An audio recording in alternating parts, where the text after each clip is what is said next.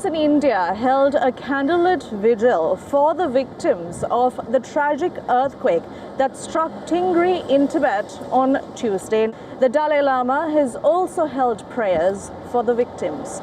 126 people have died following this tragic earthquake, with rescue efforts still underway. Hello there, you are watching Inside South Asia with me, Dasuni Athauda, and here's what we have lined up for you this week.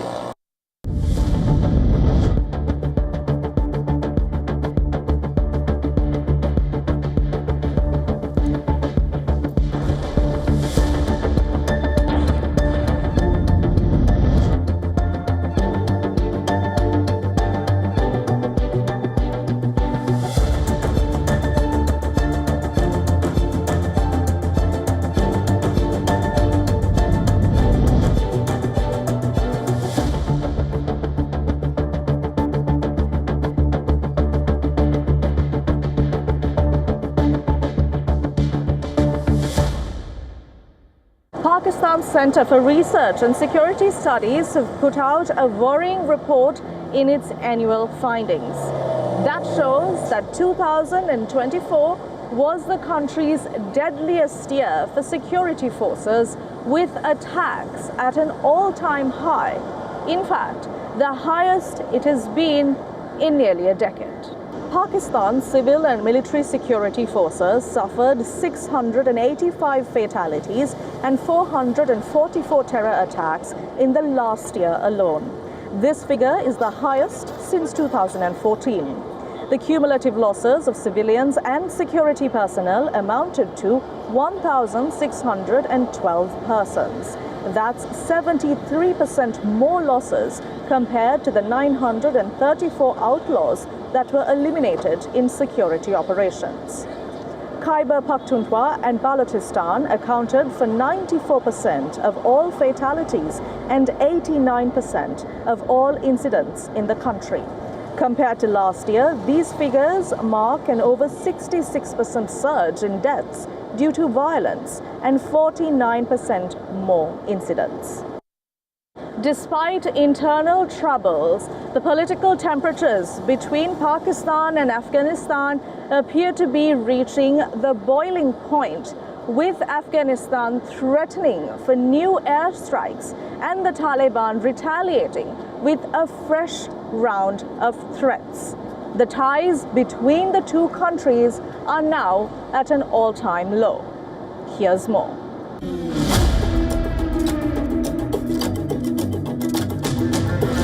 Pakistani airstrikes on Afghan territory last month were meant to be a stern message to the Taliban: keep your terror fangs out or else. 46 civilians were killed and already heated tensions flared again.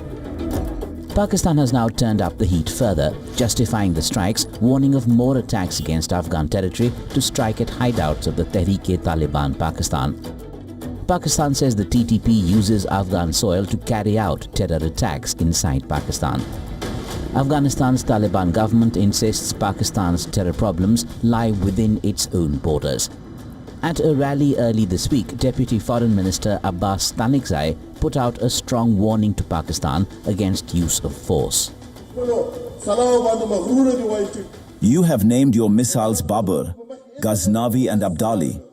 My country is filled with Baburs, Ghaznavis and Abdalis, each of whom is like an atomic bomb. If we release just 5 sons of Mahmud, Ghaznavi, Babur and Abdali from this border towards you, then not even the Indian Ocean will be able to stop you. Then a series of direct messages for Pakistan from the Tehreek-e-Taliban Pakistan based in Afghanistan. One, a warning to Pakistan's ruling parties, especially the incumbent PML, not to join hands with security institutions against the TTP, saying it would not hesitate to target the leadership. And two, a threat to all military-run businesses, saying the TTP would expand its attacks to the army's business interests. In addition to security personnel, shops keeping military stores would also be on the radar. The implications are huge. Far from Pakistan throttling terror activities on its soil, the TTP threatens to take on dangerous new dimensions for Pakistan's war on terror. 2024 was the bloodiest year as far as the security forces losses and the civilians losses were concerned. And now I think the TTP has taken it to a new level, to a level where the ETIM against anti-China ETIM and BLF, Baloch Liberation Front, had been operating. So if one assumes that this is basically there, if you look at it, the mantra or the narrative is the same. And this basically suggests that they're all proxy terrorists working to undermine Pakistan's interests as well as those of China. And they are basically working to destabilize Pakistan internally and hit where it's easier. I mean, they cannot hit China directly. The issue boils down to the Taliban and Talibani terror nurtured by Pakistan for decades returning to bite its master. Alongside its economic and political troubles, the Afghan Taliban question stares at Pakistan hard, and a solution seems nowhere in sight. Bangladesh's largest railway project, which is the China-funded Padma Link rail bridge, opened its doors late last month. This also opened doors for China to enter into Bangladesh and the country's development, even under the new regime. This has also caused caution as to the possibility of a debt trap that lurks. Here's the report.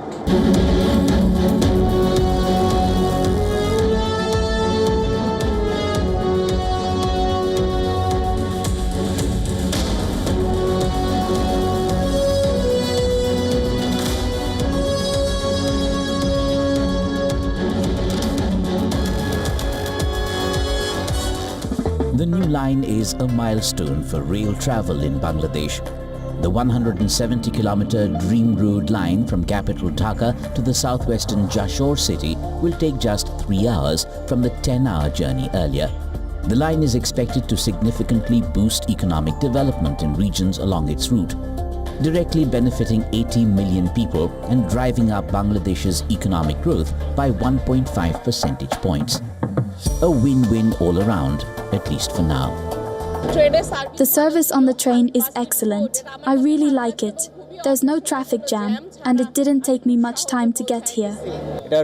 Thanks to this rail link project, which allows me to travel quickly, saving both time and money. The Padma Bridge Rail Link project, the biggest of its kind in the country, is a significant landmark for the Bangladesh economy too. It will be a key part of the Trans-Asian Railway network to promote regional connectivity and economic development. And not just for Bangladesh, it's a big win for China's Belt and Road Initiative in the country. The bridge was constructed by the China Railway Major Bridge Engineering Group and funded by the Export-Import Bank of China. The Padma Bridge project is also an indicator of the new regime continuing the country's pro-China tilt. 11 Chinese enterprises have invested a total of $180 million in Bangladesh since the new interim government took office in September 2024. Going back further, China has built 12 major roads, 21 bridges and 27 power plants in Bangladesh over the last few decades. FDI from China is up threefold in 2024 over 2023. Chinese companies have created 550,000 new jobs here. 20 Chinese companies have set up their South Asian headquarters in Bangladesh. China has been Bangladesh's largest trading partner for 12 years in a row now. The biggest takeaway from all this seems to be an all-out effort by China to woo Bangladesh away from its traditional pro-India leanings in the past.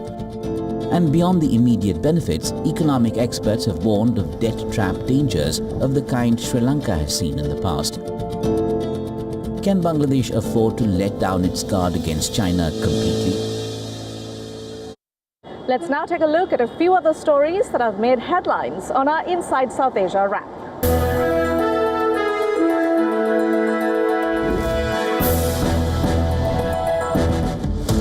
Sri Lanka has been hit by an acute salt shortage. The country's salt industry, which has traditionally been self-sufficient, with an annual salt production of 180,000 metric tons, is unable to produce the required amount. The Sri Lankan government has approved the import of 30,000 metric tons of non-iodized salt to address the deficit. Experts say adverse weather, including flooding, has also taken a severe toll on the country's salt earns. To meet current demand, substandard salt containing impurities have been introduced to the market, raising health and safety concerns among consumers. The imports will be carried out in two phases. 20,000 metric tons will be imported in the first phase, followed by an additional 10,000 metric tons. This decision has sparked public debate and criticism and brought attention to the need for an understanding of the challenges faced by the salt industry. Maldives Defense Minister Mohammed Ghassan Maomun visited India to deepen bilateral engagement, especially in defense cooperation. This is the first visit by a Maldivian defense minister to India since the Muizzu administration took charge, highlighting a significant step in recalibrating the security partnership between the two nations. Maomun was given the Guard of Honor in New Delhi Post, which he held talks with India's Defense Minister Rajnath Singh on the 8th of January. Rajnath Singh reaffirmed India's readiness to support Maldives in capability enhancement for defense preparedness, including provisioning defense platforms and assets to augment its capacities under New Delhi's Neighborhood First policy. India will continue to support Maldives and the Maldives National Defense Force in their capacity building efforts through projects, equipment and training. As a trusted partner and a close friend, I assure you that India will continue to support Maldives on its development needs and the welfare of its people. Maomun's visit comes after a period when bilateral relations experienced strain over the presence of Indian military personnel in the country. However, recent diplomatic engagements have signaled a thaw in the ties, with this visit being seen as a move to strengthen ties in the defense sector. Nepal's airlines have halted helicopter flights to the Mount Everest region. The authorities cited security challenges following threats to landing sites by locals who are upset over the loss of income from trekkers. Recently, the country saw an increase in the use of helicopters to airlift mountaineering teams and tourists over challenging terrains in the Sagarmatha National Park, which is home to Everest. Helicopters reduced the 2-week-long trek to Everest Base Camp to just a day, affecting the Nepalis who earn a livelihood supporting those climbing Everest. Local youth protested at landing sites and threatened action against pilots who will land. In a statement, the Airlines Operators Association said the helicopter flights to the region will remain suspended until the government gives assurance of security for helicopter pilots and a separate spot for emergency landing. India's Prayagraj in Uttar Pradesh is gearing up for the world's largest religious gathering that is known as Maha Kumbh 2025. Preparations are underway and curtains are set to rise early next week, with an expectation of 400 million pilgrims set to visit over the course of 6 weeks, with thousands already trickling in. Take a look at this report by Johan Castell of the very latest.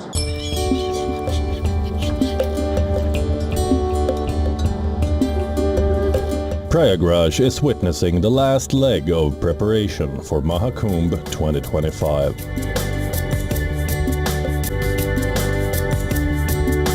Prayagraj, a city of almost 2 million, will host an expected 400 million people over 6 weeks. This site will become the largest tent city in the world, with around 150,000 tents. But do you know what makes it even more challenging? The fact that this whole city is temporary and can only be built after the river Ganga recedes to expose these wide riverbanks. The infrastructure that needs to be built includes 30 of these pontoon bridges, 400 plus kilometers of temporary roads and checkered plate sheets that will stabilize the movement of traffic. The 4,000 hectare large tent city will be illuminated by 69,000 LED and solar hybrid streetlights. Maintaining a clean and eco-friendly environment will be paramount for the mega event. The Swachh, or Cleanliness Initiative, at the Kumbh Mela 2025 is a vital effort to ensure hygiene at one of the world's largest religious gatherings. The cleanliness drive will involve the installation of 150,000 toilets and 25,000 dustbins, alongside the deployment of 15,000 Ganga Sevaduts and sanitation workers to manage waste across the Mela grounds. 160 waste management vehicles will also be put into service. To minimize plastic waste, alternative materials such as cloth bags will be provided, while strict measures will be taken to eliminate polythene use. Dealing with healthcare, sanitation, toilets, and hygiene for a place which is a city that is expecting 400 million people, and also in a temporary setup, can be a huge challenge. So to find out more about how this is organized, we are at the Prayagraj Mela Authority, from where this entire thing is run. There is a mobile-based application through which they'll be inspecting the toilets. So we have set up service-level benchmarks for vendors. For example, they have to make sure that there is one sanitation worker per 10 toilets, there will be one sanitation worker per 20 urinals, and they have to ensure that there is 24/7 electricity availability, there is availability of water, there is no chokage, no septage leakage. So as to ensure that the volunteer will be going twice a day to inspect this toilet. So there will be questions feeded in the app, and they'll be inspecting the toilets as per the questions, and if there is gap in the facility, there is an automatic email and message that goes to the vendor, and then that vendor has to take corrective measures on it in 24 hours. One of the most critical tasks in organizing the entire event is to ensure that people are safe. This is where the police department, with a large task force of various officers, come into the picture. Let us understand more about how they organize their work at the Integrated Command and Control Center. Over 2,700 cameras have been installed in the city and Mela area, which we are monitoring 24/7 through these screens. Various facilities are there in the cameras. We have got AI-based cameras, we have got face recognition cameras, and we have given them commands which we then get alerts on our screens. As I said, we have got automatic number plate recognition. So if we see any vehicle which is suspicious, we also catch the number plate and we verify it. So much new technology has come in recent years, and so much new technology is being implemented. We have AI, we have the most advanced technology ever probably for a Kumbh. How do you feel about this? We are planning to make this Maha Kumbh a digital Kumbh, and all the preparations, security arrangements are digitally done. As you can see, you have seen some of it in these our camera management and feed management. Whatever information we will get, you can just pan towards this side. These are our communication grids. Since this is a large Mela area and various people are connected to us and we need their help, so we have divided these into different grids. We have got about 18 grids. Whatever information we are getting from here, we will pass on to these grids, and they will convey immediately through wireless sets to the concerned people. In order to ensure the progress is going according to plan, senior police staff make frequent site visits to stay updated on the developments in person. There are also frequent drill exercises to ensure the staff is well coordinated and effective. Recently, police and paramilitary forces held drills for security and rescue operations to assess preparedness for the event. It is quite impressive to see just the scale of the development. It's a huge, like a generational leap in size, scale, infrastructure, planning, technology. Every aspect has been taken into account, and even AI has been integrated. In order to stay safe at this mega event, individual caution also needs to be taken. This includes avoiding carrying unnecessary valuables and clothing, and to only eat food from clean and hygienic places. Stay close to friends and family, and don't get separated from your group. Getting lost at Maha Kumbh Mela is no joke. Thankfully, there is a lost and found center at the site to even provide help with this, if issues arise. And that's all we have for you on our show this week. Before we leave, take a look at paradise on earth, Kashmir, which is under a thick blanket of snow these days, which has caused a treat for the tourists despite sub-zero temperatures. Take a look. I'm Dasuni Athauda signing off, and I will join you again next week.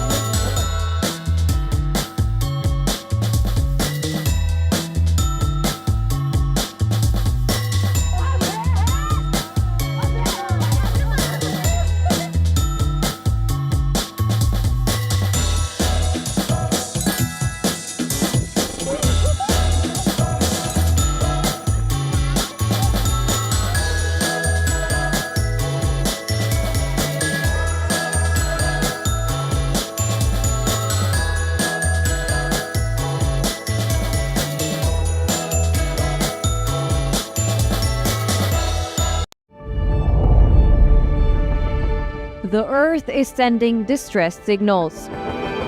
Wildfires, droughts, and melting glaciers. Can we reverse the damage?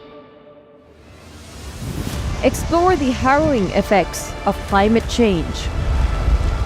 It's a wake-up call. Global emergency. Climate Tracker on WION World is One.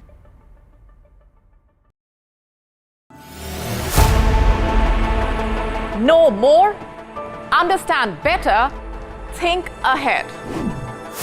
Hello and a very warm welcome. You are watching Gravitas with me, Molly Gambhir.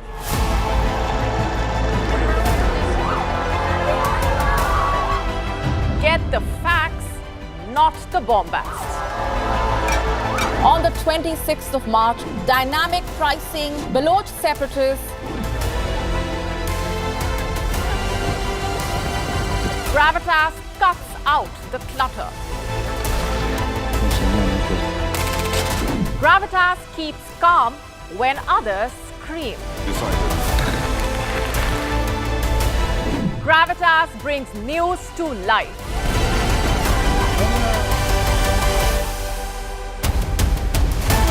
Weekdays, 9 p.m. IST, 3:30 p.m. GMT.